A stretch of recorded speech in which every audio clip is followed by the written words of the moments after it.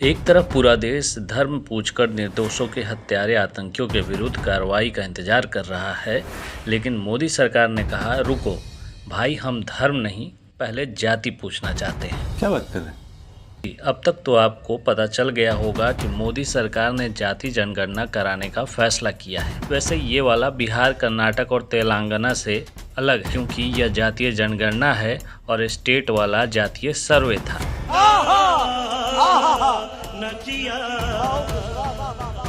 खैर, मोदी जी के फैसले से विपक्ष सबसे ज़्यादा खुश है। वो यहाँ तक कह रहा है कि सरकार तुम्हारी लेकिन सिस्टम हमारा। वहीं लालू जी भी रावड़ी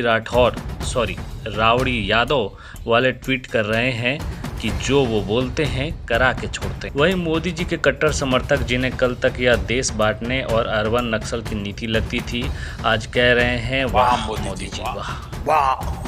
कुछ तो इसे मास्टर स्ट्रोक कह रहे हैं, विपक्ष का निवाला छीनने वाला कदम बता रहे हैं। वहीं एक और वर्ग है जो कह रहा है कि इससे क्या हो जाएगा, बिहार में हुआ क्या हुआ, तेलंगाना में क्या हुआ, कर्नाटक के आंकड़े कहाँ हैं।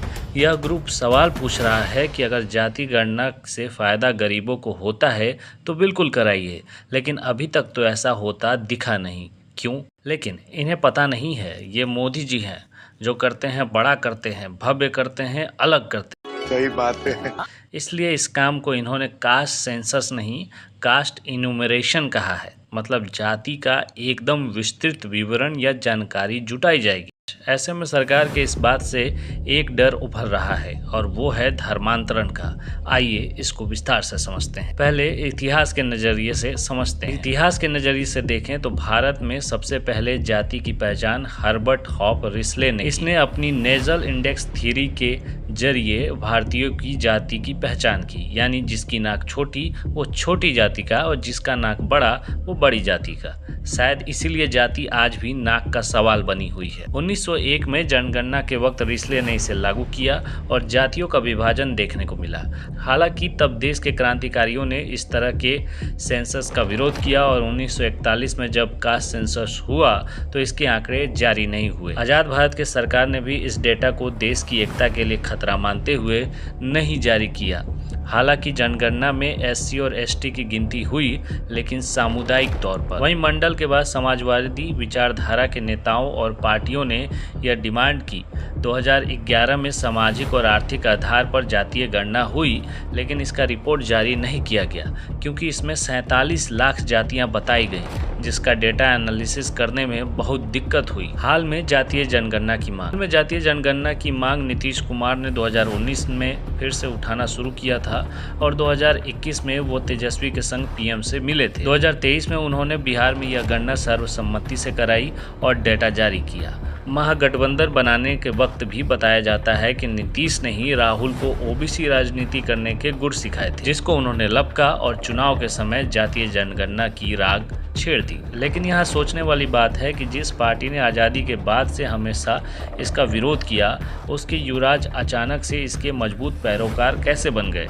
जवाब के लिए एक संस्था की वेबसाइट पर चलते हैं। धर्मांतरण के लिए उपयोग हो रहा जनगणना का डेटा। 2011 का डेटा सरकार भले एनालाइज ना कर सकी हो, लेकिन अमेरिकी मिशनरीज जरूर करने में कामयाब रही। ये वेबसाइट जोशुआ प्रोजेक्ट का है, जिसका मकसद दुनिया में ईसाई धर्म को फैलाना है।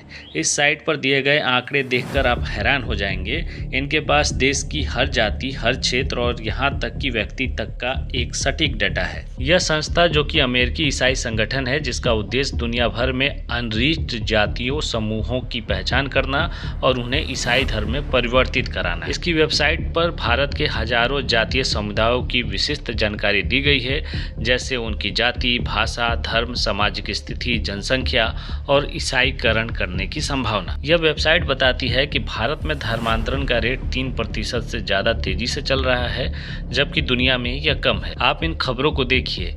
इन जैसे कितने ही प्रोजेक्ट्स के कारण देश में धर्मांतरण का खेल तेजी से चल रहा है। यहाँ तक कि पीएम आवास योजना तक तब मिल रहा है जब लोग ईसाई बनते हैं। यह सब तभी संभव हो सकता है जब किसी की पहुंच भारतीय सरकार के गुप्त आंकड़ों तक हो। आपको याद हो तो 2014 से 15 के करीब भारतीय मंत्रालयों में जासूसी की बड़े मामले सामने आए थे। वहीं कई नेताओं की जासूसी भी कांग्रेस राज में हुई थी। सांख्यिकी विभाग से भी डेटा लीक होने की बात थी। ऐसे में शायद यह संभव है कि यह डेटा यहाँ से इनके पास आए हों। हालांकि मोदी सरकार ने इस सब पर रोक लगा ली थी। ऐसे में अमेरिकी डीप स्टेट में बेचैनी है। एक संस्था वर्ल्ड हिंदू फेडरेशन ने अपने ट्वीट में 2019 में कहा था कि अमेरिकी डीप स्टेट जोशुआ प्रोजेक्ट में तेजी लाने के लिए भारत में कास्ट सेंसस कराना चाहती है। यानी अमेरिकी डीप स्टेट को उम्मीद थी कि 2019 तक भारत में सत्ता बदल जाएगी। हालांकि ऐसा हुआ नहीं। ऐसे में इसकी बेचैनी और बढ़ी और 2024 के चुनाव आते आते हमने सरकार गिराने के लिए मशहूर जॉर्ज सोरोस की चर्चा भारत में खूब सुनी। तब अमेरिका में बाइडेन की सरकार थी और याद हो तो तब बांग्लादेश में अमेरिका भारत के करीब एक क्रिश्चियन स्टेट बनाना चाहता था। हसीना ने कामयाब नहीं होने दिया, जिसके चलते उन्हें अपनी सरकार गंवा दी। वहीं जब ट्रंप की सरकार आई तो पता चला कि अमेरिकी डीप स्टेट के खर्चे में भारत के चुनाव पर ज्यादा खर्च की बात है। अगर सभी कड़ियों को मिलाएं तो एक बड़ी साजिश होती दिखाई देती। ऐसे में अब जब भाजपा और मोदी सरकार इस गणना को कराने की बात कह रही है तो इन साजिशकर्ताओं के बीच हड़कंप तो है ही, लेकिन लार्ज टाइम इन्हें अपना फायदा दिख रहा है। ऐसे में जरूरी है कि इस जनगणना से निकलने वाली गुप्त जानकारियां गलत हाथों में ना लगें। इसका इस्तेमाल सिर्फ देश के गरीबों के विकास में हो।